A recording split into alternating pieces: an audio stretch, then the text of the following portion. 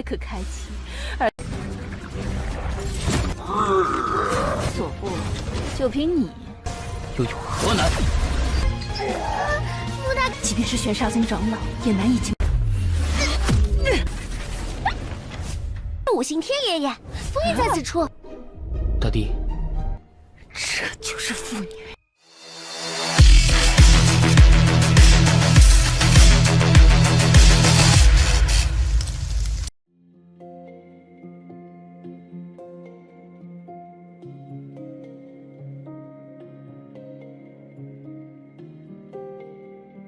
Halo semuanya, selamat datang di Ruang Sinema. Bagaimana kabar kalian semua? Semoga selalu sehat dan baik-baik saja.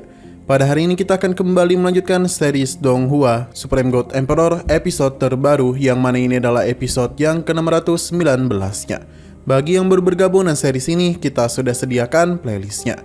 Jadi kalian bisa dengan mudah mencari di mana episode awal dari series ini. Sebelum kita mulai episode terbarunya, kita akan melihat dulu apa saja yang terjadi pada episode sebelumnya.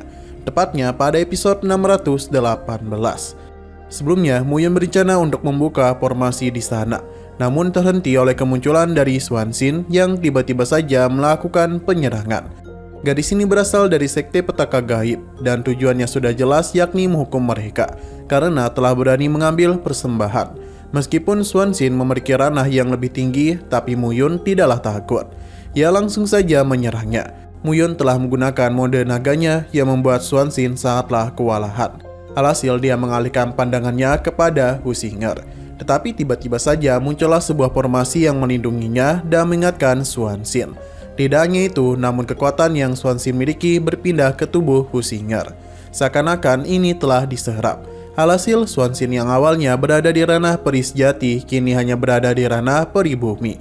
Muyun bersama yang lainnya pun masuk ke dalam gua dan mendapati seseorang di sana.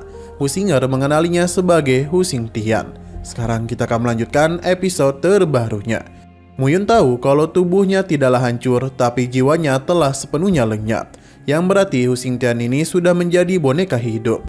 Tapi Husinger memintanya untuk melihat tulisan pada batu di sana, di mana sewaktu ia masih muda dan naik ke alam peri, ia mengembara hingga sampai di sini. Bersama sahabatnya, dia telah membongkar sebuah konspirasi besar. Dengan kekuatannya sebagai peri emas, ia harus membebaskan seluruh peri di wilayah Pedang Utara dari belenggu seseorang.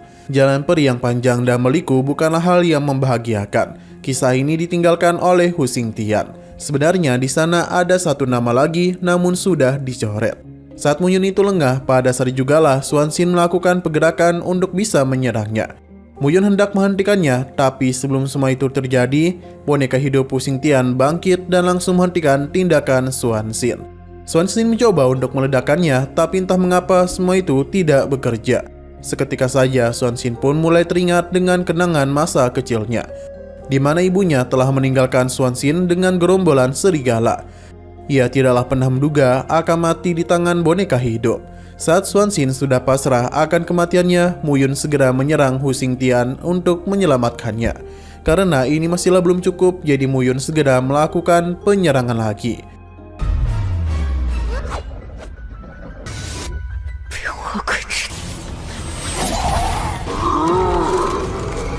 Sementara itu, Husinger membawa Swanshin untuk pergi menjauh sambil menapak pantatnya.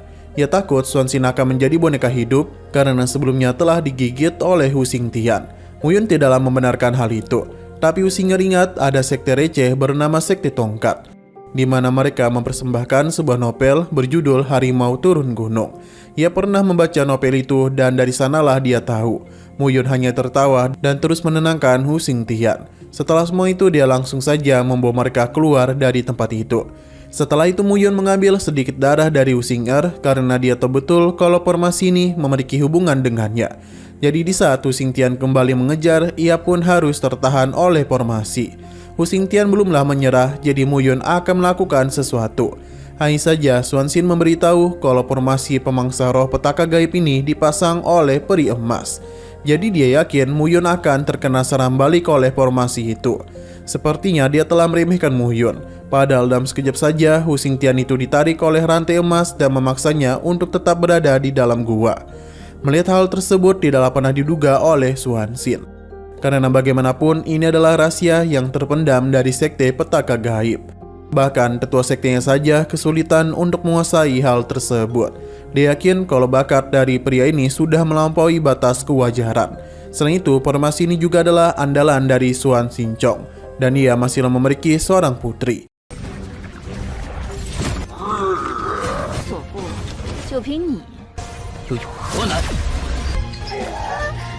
即便是玄沙宗长老，也难以救。 Mu Yun berencana melaporkan hal ini kepada Kaisar Agung. Sesampai di sana, Kaisar Agung pun akhirnya mengetahui kalau ayahnya telah dijadikan sebagai boneka hidup oleh sekte petaka gaib.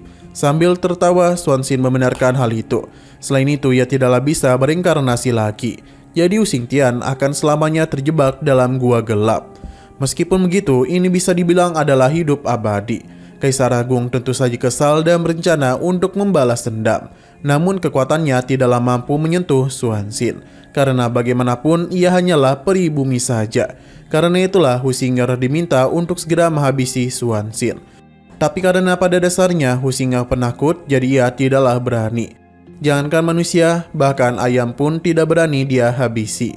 Xuan Xin memberitahu kalau formasi yang menyegel Hu Xingtian selain peri emas hanya keturunan darahnya lah yang bisa membukanya.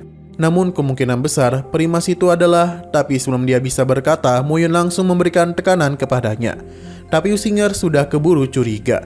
Tapi bukannya sedih, dia itu malah senang karena mengira ayah kandungnya merupakan peri emas. Dan begitu dia pasti bisa membebaskan Hu Xingtian. Sejak awal Hu Xing'er sudah menduga kalau pertemuan ia dengan ayahnya adalah takdir.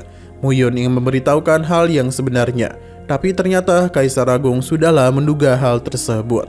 Jadi ia tidak ingin membahas hal itu lagi. Sedangkan Xuan Xin baru kali ini melihat betapa dekatnya hubungan ayah dan anak. Ia merasa kesal dan memintanya untuk segera dilepaskan. Selain itu, mereka telah berani melawan sekte petaka gaib. Ia berjanji akan menjadikan mereka sebagai boneka hidupnya. 心才可开启。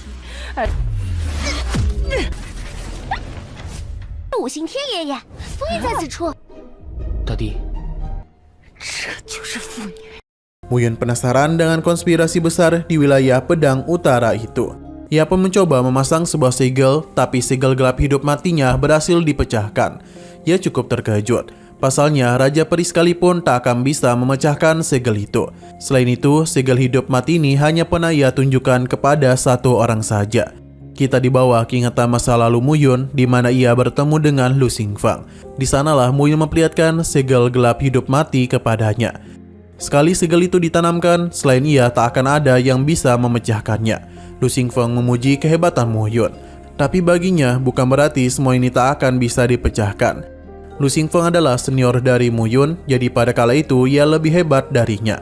Mu Yun pun menantangnya untuk menghancurkan segel tersebut dalam waktu 1 hari saja. Jika tidak, Lu Xingfang harus mengambil satu guci embun giok matahari milik guru mereka. Lu Xingfang tidaklah mempermasalahkan hal itu. Alhasil Mu Yun bertanya tentang hubungan Xuan Xin dan Lu Xingfang. Tapi ia tidaklah mengenalinya. Jadi Mu Yun ingin tahu siapa nama asli dari Xuan Xin.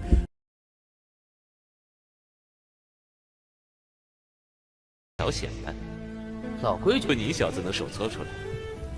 敢不敢赌？你和陆清风什么关系？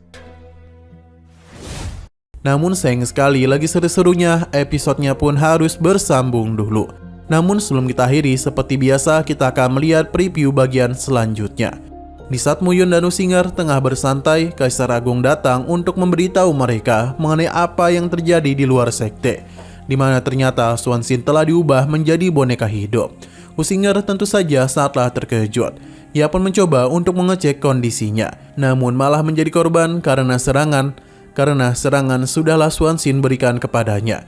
Luka ini sepertinya cukup parah, terlebih lagi Xuan Xin juga hendak memberikan serangan lagi. Untung saja Mu Yun bergerak dengan cepat untuk bisa melindunginya. Oke, sekian dulu pada video kali ini. Untuk video selanjutnya akan segera hadir. Jadi bagi kalian yang ingin mengikuti series ini, langsung saja klik subscribe dan aktifkan loncengnya. Terima kasih yang sudah menonton video sampai habis. Jika kalian suka pada video ini, klik like dan share ke teman-teman kalian tentang channel ini. Dan ditunggu aja kelanjutannya. Oke, sampai jumpa di video selanjutnya.